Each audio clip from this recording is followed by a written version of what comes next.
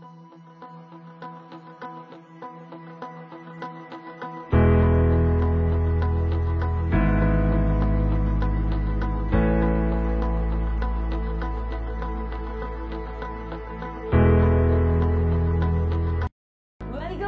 International school.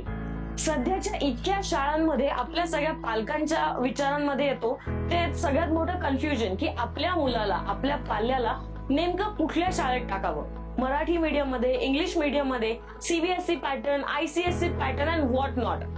पण या सगळ्या कन्फ्युजनचं एक छोटंसं रेफरन्स आम्ही घेऊन आलोय. उत्तर नाही म्हणणार कारण की शेवटी निर्णय तुमचा असतो, पण एक छोटासा रेफरन्स तुमच्यासाठी घेऊन आलोय की या शाळेमध्ये AB इंटरनॅशनल स्कूलमध्ये तुमच्या पाल्यासाठी काय काय केलं जातं किंवा या शाळेमध्ये त्याच्या सर्वांगीण विकासासाठी कुठल्या कुठल्या ऍक्टिव्हिटीज केल्या जातात. चला तर बघूयात शाळेत काय काय घडता येते. दिस इज चेरी ऑन केक. म्हणजे मी विचारच करत होते की तुम्हाला फन अँड लर्न ऍक्टिव्हिटीज नेमक्या कशा दाखवू आणि आपण एंटर करताच फन अँड लर्न ऍक्टिव्हिटीज सुरू आहेत. चला तर बघूया.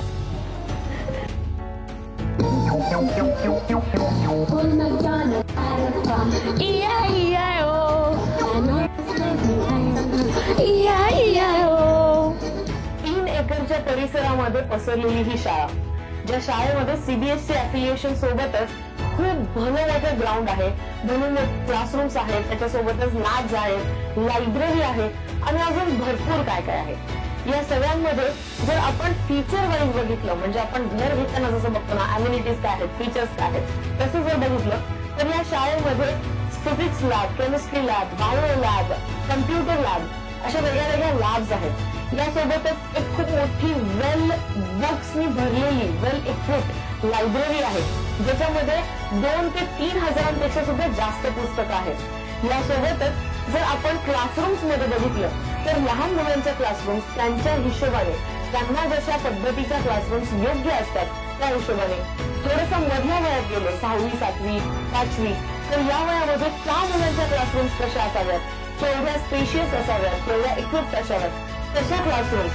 9वी 10वीकडे जर वळालात तर तिथे तुम्हाला छोटे छोटे बेंचेस नाही, म्हणजे तुमच्या मुलांना बसायला अडचण होतीये किंवा जागाच पुरत नाहीये हा जो प्रश्न उद्भवतो, कारण आपण तेव्हा मोठे झालेलो असतो, आपल्याला ओव्हरऑल स्पेस जास्त लागतं, बुक्स जास्त असतात, अभ्यास जास्त असतो, तर तिथे छोटे छोटे बेंचेस न ठेवतात किंवा नुकतेच चेअर्स न ठेवता व्यवस्थित टेबल चेअर्स असे अनेक छोटे छोटे मुद्दे इथे आहेत. मुलं जर आजारी पडली किंवा त्यांना तात्पुरतं बरं वाटत नसेल, घरी जायला वेळ असेल, तर त्यांच्यासाठी सिक रूम इथे अरेंज केलेली आहे.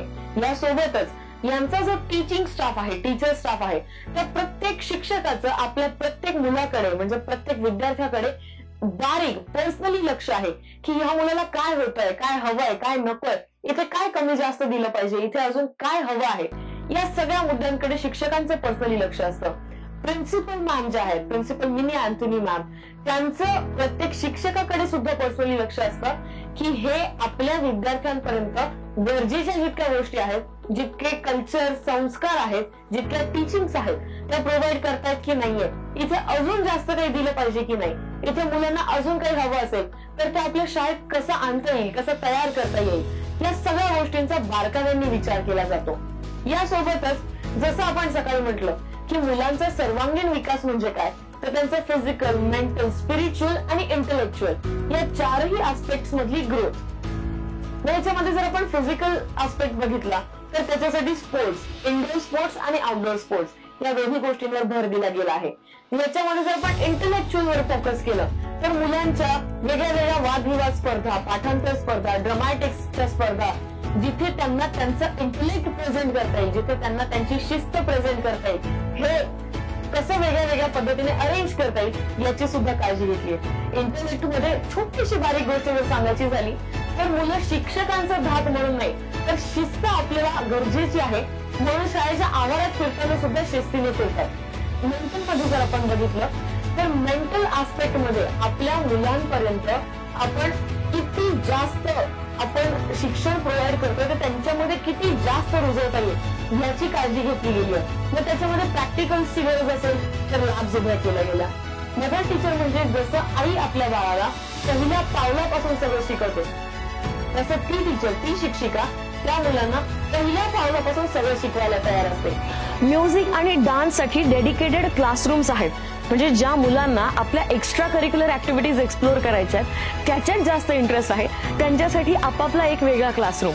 तरी सध्या जर तुम्हाला तुमची ही शाळा व्हिजिट करायची असेल, इथे तुमच्या मुलांचं ऍडमिशन करायचं असेल, तुम्हाला काही शंका असतील, अजून काही जाणून घ्यायचं असेल, तर डेफिनेटली तुम्ही शाळेला कधीही व्हिजिट करू शकता. शाळेचा ऍड्रेस किंवा शाळेचं लोकेशन खाली कमेंट्स मध्ये मेन्शन केलेलं आहे. आणि या व्यतिरिक्त जर तुम्हाला तुमच्या मुलांची येण्या जाण्याची सोयीची चिंता असेल की बाबा शाळेत ऍडमिशन केली तर ठीक आहे, पण घरापासून मूल इथे कसं येणार, तर त्याच्यासाठी सुद्धा तुमच्या मुलासाठी ट्रान्सपोर्टेशनच्या फॅसिलिटीज अवेलेबल आहेत. त्यामुळे तुम्ही एकदा मुलाला आपल्या शाळेत घातलं की मुलगा शाळेत येतोय, मुलगा शाळेत काय करतोय ते मुलगा घरी येईपर्यंत तुम्ही निष्काळजी राहू शकता. म्हणजेच तुम्हाला शाश्वती असू शकते की आपला पाल्य, आपलं मूल एका अशा शाळेत जात आहे जिथे त्याच्यावर चुकीचे संस्कार किंवा कमी संस्कार होणं तर शक्यच नाहीये.